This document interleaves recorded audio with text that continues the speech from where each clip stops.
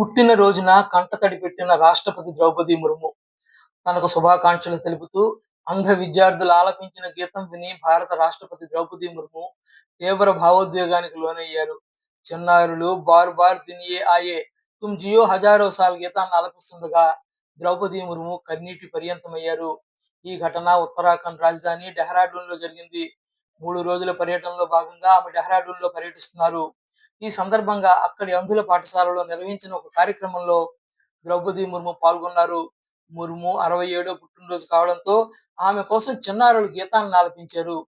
దీంతో భావోద్వేగానికి గురైన ఆమె మాట్లాడుతూ తన జీవితంలో గుర్తుండిపోయే క్షణాల్లో ఇది ఒకటని అన్నారు. నేను కన్నీళ్లను ఆపుకోలేకపోయాను. పిల్లలు చాలా శ్రావ్యంగా ఆలపించారని ఆమె వారిని అభినందించారు.